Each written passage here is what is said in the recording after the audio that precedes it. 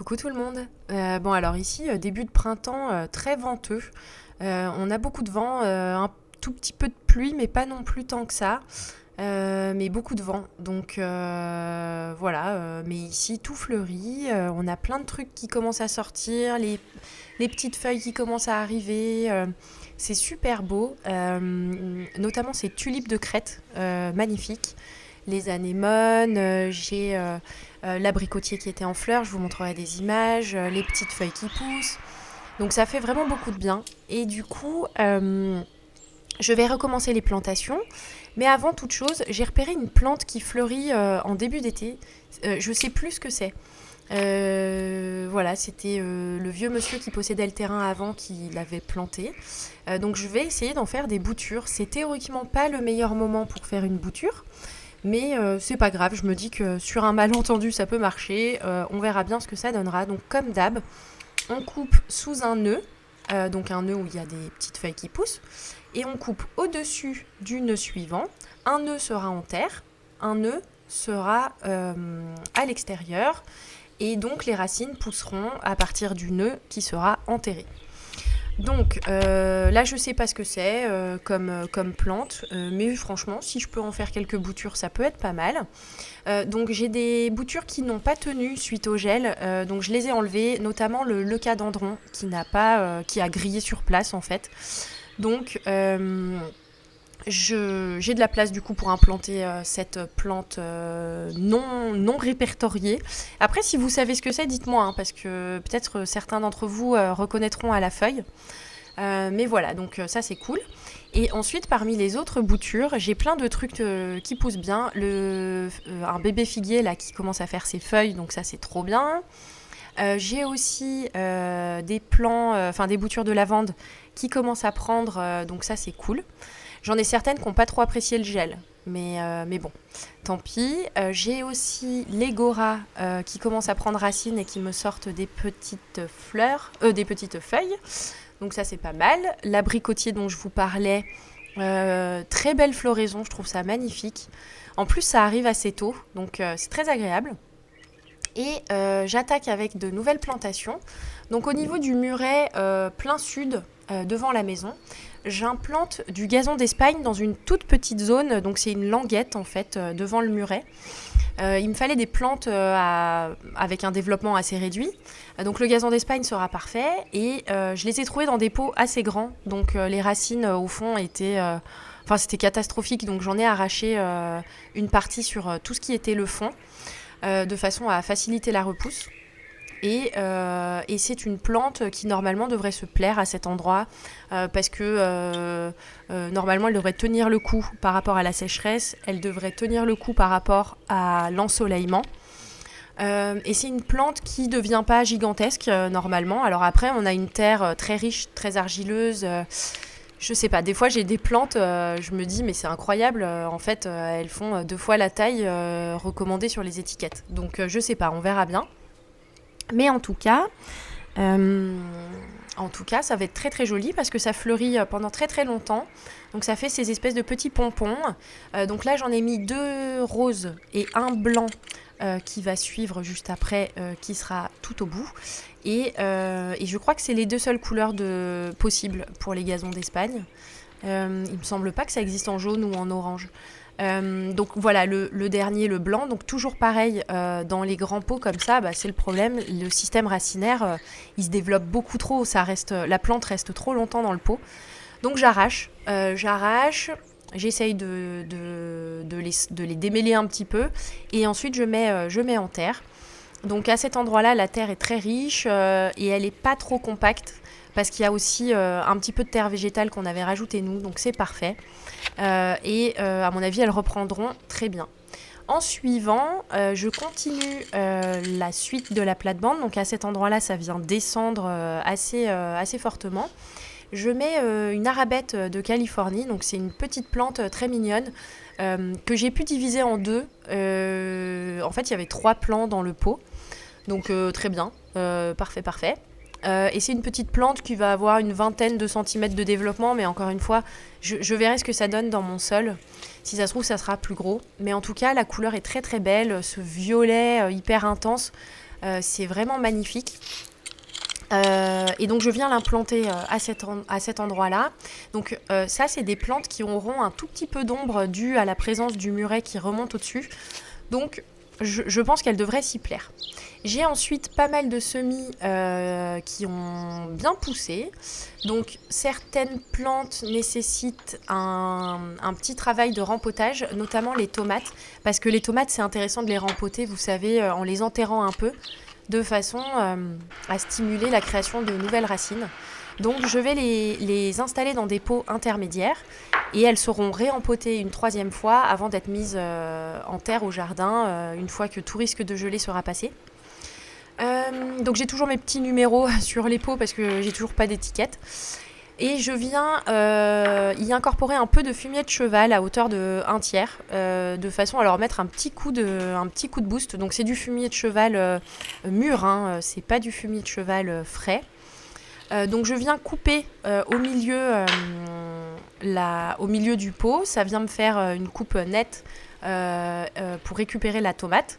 Et je viens l'implanter en l'enterrant un petit peu de façon à ce que ces poils racinaires qui sont présents sur la tige soient en partie en terre. Et ça va me créer de nouvelles racines et ça va permettre à la plante d'être plus trapue et d'avoir une tige plus épaisse. Et un système racinaire également plus développé. Donc ça, c'est pas mal. Donc voilà, j'ai commencé à le faire pour les tomates. On voit bien ici les poils racinaires dont je vous parlais. Donc voilà, c'est ce qui fera les futures racines. J'ai aussi un plant de melon qui commençait à devenir un peu gros dans son tout petit pot. Donc lui, je le rempote. Et j'aurai aussi des courgettes. À mon avis, il ne faudra pas trop que je tarde à les mettre dans des pots plus grands. Et voilà, j'ai aussi des fleurs. J'ai plein de choses. Sur les semis, j'ai pas mal de boulot. Donc affaire à suivre. Mais au jardin, là, c'est génial. Tout est trop beau. Plein de trucs en fleurs. Ça sent bon. C'est tellement agréable de passer du temps dehors. Donc je viens devant l'entrée de la maison, sur la plate-bande en triangle, je viens installer des saxifrages et des campanules.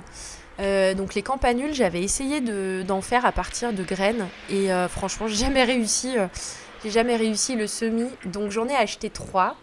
Ça fait comme de petites touffes, c'est pas très grand. Mais ça fleurit très longtemps et c'est des petites fleurs un peu violet-bleu, très très très jolies. Donc en premier plan, ça va être top. Au fond, je vais venir installer du coup 2 saxifrages et il y aura un dernier saxifrage qui viendra s'intercaler entre les campanules. Donc je vous montrerai tout ça une fois que ça sera terminé. Je fais toujours un peu attention là en ce moment quand je creuse parce que toutes mes plantes vivaces autour se sont quand même bien développées et j'ai tendance maintenant, je me rends compte, à buter sur des racines. Donc j'essaye de faire attention, de les abîmer le moins possible. Mais voilà, c'est vrai que là ça commence à devenir un petit peu difficile de creuser sans abîmer une ou deux racines au passage. Donc, vous voyez, la floraison des saxifrages, c'est vraiment quelque chose de super poétique, très doux, très aérien. Moi, j'adore, j'ai trouvé ça très, très joli. Donc, les 2 qui seront en arrière-plan vont apporter pas mal de lumière, d'autant plus qu'on a le brise-vue en écorce de pin qui est assez foncé. Donc, ça me fait vraiment ces saxifrages. Ça me fait des belles touches de lumière blanche très très agréables. Et puis ça flotte un petit peu comme ça danse au vent. Donc c'est vraiment super, je connaissais pas comme plante et je trouve ça très très joli. Normalement ça fleurit pendant longtemps aussi, donc je croise les doigts, j'espère qu'elles vont s'y plaire. On verra ça. Et puis voilà, je viens finir d'installer mes petites campanules. Donc pour l'instant, pas vraiment de floraison, mais il y a plein de boutons floraux, donc ça va pas tarder. Et on voit du coup cette plate-bande, donc avec le forbe qui prend une place gigantesque. Et du coup, ces saxifrages et ces campanules viendront faire une strate un peu intermédiaire pour rattraper la hauteur des fraisiers qui sont en couvre-sol. Et alors en parlant des écorces de pin et du vent de fou qu'on a en ce moment au printemps, c'est pas un matériau qui est vraiment super, c'est pas très cher, en vrai c'était le moins cher. Mais franchement c'est pas génial, là ça doit faire 3 saisons qu'il est mis en place, peut-être 4 saisons. Et vous voyez, ça part déjà en lambeaux de tous les côtés. Donc je pense que c'est quelque chose qu'on va devoir remplacer à terme. Donc là, vous voyez bien la plate-bande avec les saxifrages qui amènent vraiment de la lumière dans cette plate-bande et qui viennent rythmer un petit peu toutes les vivaces qui sont très dans les verts. Ça ramène un peu de floraison, donc c'est sympa. Moi, j'aime beaucoup. C'est très naturel, très saxifrage mousse. Voilà, c'est vraiment un nom qui lui va bien. Et le Forbe qui est gigantesque. Franchement, j'ai halluciné cette année là quand elle a sorti ses fleurs. Je me suis dit waouh, incroyable. Donc très très joli. Et il me restait aussi du gazon d'Espagne blanc. Donc je lui ai trouvé une petite place entre le cyprès et une lavande, donc toujours dans la plate-bande de plein soleil qui est le long du petit muret devant chez nous. Normalement, c'est un endroit qui devrait lui plaire. À cet endroit-là, en plus, la terre, elle est bien riche. Ça fait 2 saisons qu'il y a du paillage, du broyat. Donc là, je l'ai vu en creusant, la terre, elle est bien riche, bien meuble, bien noire. Franchement, c'est cool. Donc ça fait plaisir. Je pense que c'est une plante qui se plaira à cet endroit-là et qui devrait résister aux canicules de l'été à venir si jamais on a un été caniculaire. Parce qu'on peut aussi avoir un été comme 2021. Bon, en attendant, c'est pas tout ça, mais j'ai aussi de l'entretien. La pelouse a poussé, mais c'est un truc de fou. Alors, je l'ai laissé pousser un maximum, parce que c'est important aussi, je trouve, d'avoir sur les pelouses, de laisser le temps, en fait, aux plantes de monter un petit peu en fleurs. Pour la biodiversité, je trouve ça cool. Mais là, par contre, il y avait des zones où il y a du trèfle. Le trèfle, ça devient quand même gigantesque. Et là, ça devenait vraiment trop gros. Donc là, il fallait vraiment que je m'y colle. Donc bon, la pelouse à tondre, c'est vraiment pas mon truc favori au jardin. Mais bon, bah faut bien le faire, hein. Donc voilà, petite session tonte. Donc les restes de tonte, moi ce que je fais, c'est que je les utilise en paillage au pied des haies qui font le tour de la maison. Donc pas les plates-bandes que je suis en train de travailler, mais à l'arrière de la maison. Voilà, il y a des zones où il y a des haies existantes et en général j'ai tendance à y fourrer mes restes de tonte au pied. Il faudrait que je vous montre ces zones d'ailleurs parce que je pense essayer d'y implanter peut-être des légumes aussi cet été. Donc affaire à suivre. Et ensuite un autre truc un peu pénible à faire au jardin, c'est le désherbage du tour de la maison qui se trouve être en gravier. Et en fait, malgré le géotextile, les graines viennent se loger dans les petits cailloux.